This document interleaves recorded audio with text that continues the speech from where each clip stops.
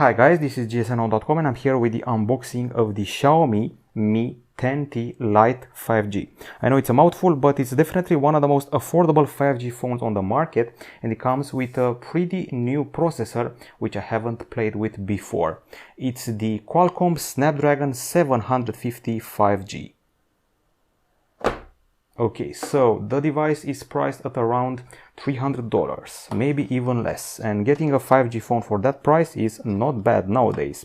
First impression, the backside, especially the camera, reminds me of the Poco phone, the latest one, the Poco X3. Aside from that, you can tell we have a quad camera setup and a pretty tiny LED flash here. This is definitely an interesting back to see with a gradient from darker blue to lighter blue. It's like a fishbowl of sorts. Okay, it's an unboxing, so let's see what we're getting properly here. Typical Xiaomi box, all white and set up.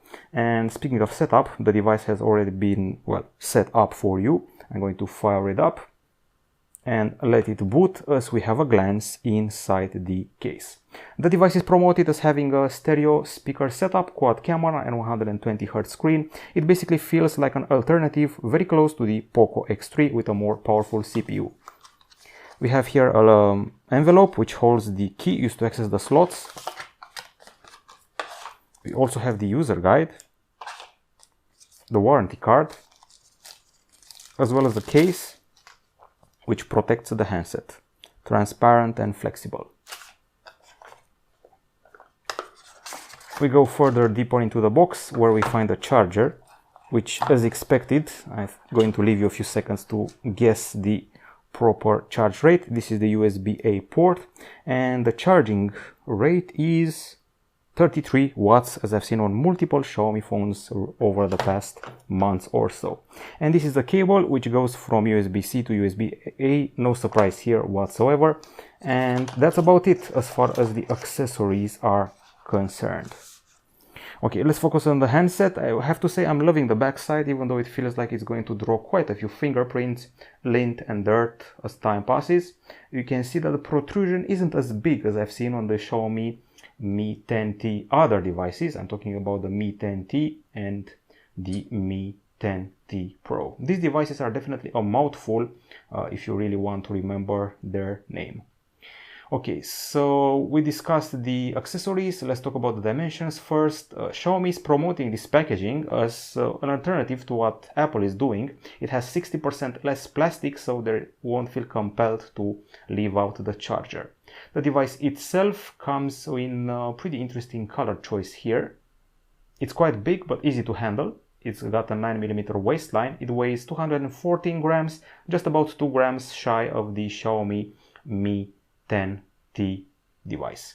Now, aside from that, we're getting Gorilla Glass 5 at the front and the back side, and a plastic frame in between them.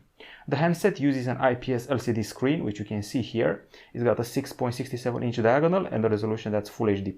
There's a punch hole centered for the selfie camera, and we also have HDR10 support and a 120Hz refresh rate, which we can actually check if you're not sure.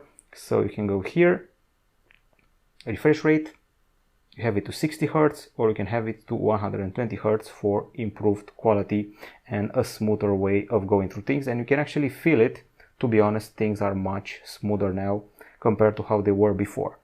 Now, aside from that, let's see how we're dealing in the CPU department. We actually have a new CPU which hasn't been properly identified by these apps.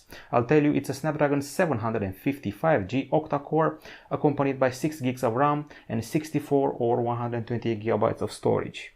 Unlike the other Xiaomi Mi 10T models, this one actually has a microSD card slot, which is always good news.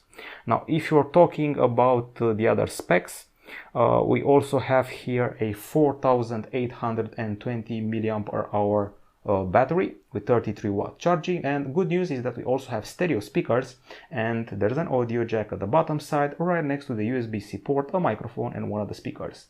At the top side you can see another microphone and what I can only assume, and it probably is, the infrared emitter used to control the TV set.